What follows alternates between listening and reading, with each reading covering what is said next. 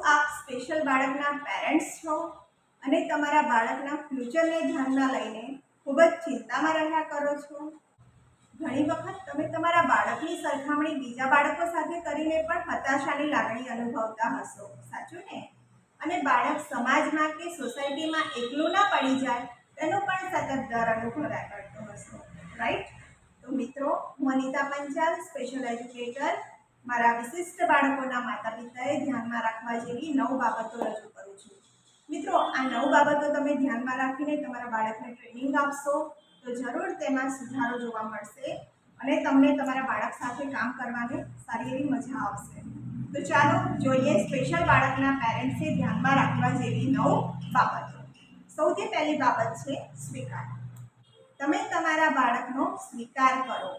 તમારું બાળક ભલે ડાઉન સિન્ડ્રોમ હોય, ઓટિઝમ હોય, ADHD હોય, ડિલે ડેવલપ હોય, તેના મોઢામાંથી સતત લાળ નીકળ્યા કરતી હોય, કોઈ વસ્તુ પકડવામાં અસક્ષમ હોય કે ગમે તેવો હોય, તેનો સ્વીકાર કરો.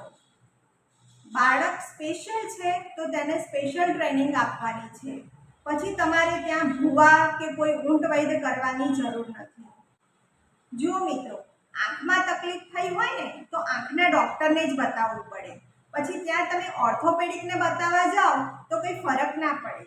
તેવી રીતે તમારું બાળક સ્પેશિયલ છે તો તેને સ્પેશિયલ એજ્યુકેશન આપો. તેને જરૂર હોય તે પ્રમાણેની થેરાપી કરાવો.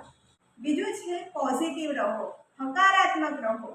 તમારું બાળકને સ્વીકારીને તમે તમારા બાળક પ્રત્યે પોઝિટિવ રહેવાનું છે કે મારું બાળક આગળ જતાં તેની દૈનિક પ્રવૃત્તિમાં તે સ્વનિર્ભર બનશે, રાઈટ? ત્રીજું છે બાળકની દૈનિક પ્રવૃત્તિ તેની જાતે કરતા શીખવો. જેમ કે બ્રશ કરવું, નાહવું, જમવું, તૈયાર થવું, કપડાં પહેરવા, આ બધી પ્રવૃત્તિ તેને જાતે કરવા દો. ચોથું છે બાળકને જે બી પ્રવૃત્તિ શીખવાડો તે તેના સમય પ્રમાણે શીખવાડો. યોગ્ય સમયે ઉઠાડો, યોગ્ય સમયે સુવડાવો, યોગ્ય સમયે નાહવા લઈ જાઓ, યોગ્ય સમયે જમવા બેસાડો. અમુક પેરેન્ટ્સ બાળકને વધારે સૂવા દેતા હોય છે, એમ સમજતા હોય છે કે જાગશે તો બહુ હેરાન કરશે, પણ એવું નહીં. યોગ્ય સમયે તેને ઉઠાડો, તેને નાહવા પણ તેના ટાઈમે લઈ જાઓ, જમવા પણ તેના ટાઈમે બેસાડો, રાઈટ? આ સમય પ્રમાણેની તેની યોગ્ય પ્રવૃત્તિ શીખવો. જેવી રીતે નોર્મલ બાળકોને આપણે યોગ્ય સમય પ્રમાણે બધી પ્રવૃત્તિ કરાવીએ છીએ, તેવી જ રીતે આ સ્પેશિયલ બાળકોને પણ સમય પ્રમાણે જ દરેક કામ શીખવો. પાંચમું છે બીજાની મદદ કરતા શીખવો, તેમજ તમારા કામમાં પણ બાળકને મદદરૂપ બનાવો. જેમ કે તમે કોઈ ઘરમાં કામ કરો છો તો તેમાં બાળકની મદદ લો. બાળકને વિવિધ સૂચના આપીને કોઈ કામ કરાવવા મૂકો, કોઈ વસ્તુ લેવડાવો. આ પ્રમાણેની તેની પાસે મદદ લો.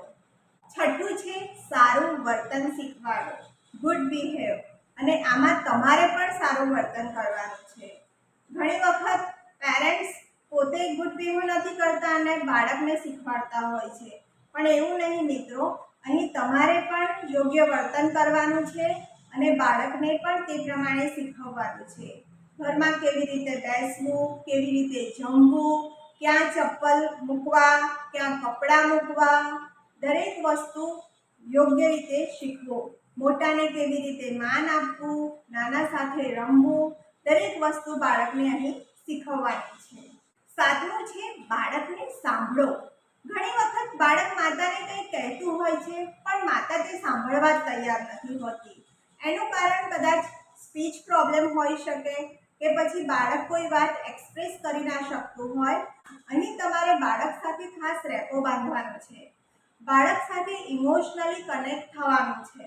બાળક શું કહેવા માંગે છે, તેની ઈચ્છા શું છે, તેની વાતને માતા પિતાએ ધ્યાને લેવાની છે. આમ બાળકને સાંભળવું ખૂબ જ જરૂરી છે. આઠમું છે બાળકની સાથે વાત શેર કરતા શીખો. કોઈ બી વસ્તુ તમે ઘરમાં લાવવાના હોય કે કંઈ લાવ્યા હોય તો બાળક સાથે શેર કરો. કંઈ ગમ્યું, કંઈ ના ગમ્યું તે વાત પણ બાળકને શેર કરો. આમ બાળક સાથે તમે ઇમોશનલ કનેક્ટ થાઓ તો જ બાળક તમને પણ સમજવા પ્રયત્ન કરશે. 9મી બાબત છે બાળકને ચોખ્ખું અને સ્વચ્છ રાખો, તેમજ તેને સરસ તૈયાર થતા શીખવો.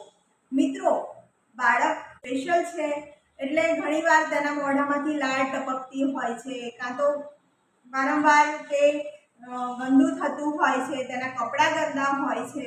તો પેરેન્ટ્સે આ બાબત ખૂબ જ ધ્યાનમાં રાખવાની કે બાળકને ચોખ્ખું રાખે, લાળ પડતી હોય તો તેને રૂમાલથી લૂછવાનું શીખવે અને તેને તૈયાર થતાં બી શીખવો. બાળક મિરરમાં જોઈને જાતે તૈયાર થાય, માથામાં તેલ નાખે, જાતે માથું ઓળે. આમ બાળકને પણ પોતાની જાતની કેર કરવાની ખબર પડે. તો મિત્રો, આ 9 બાબતો ધ્યાનમાં લઈને તમે તમારા બાળકની કેર કરશો, તાલીમ આપશો તો જરૂર તેમાં સુધારો જોવા મળશે. અને મિત્રો, આ મારો વિડીયો તમને યુઝફુલ થાય, ઉપયોગી થાય તો તમે તમારા જેવા બીજા પેરેન્ટ્સને પણ જરૂર શેર કરજો.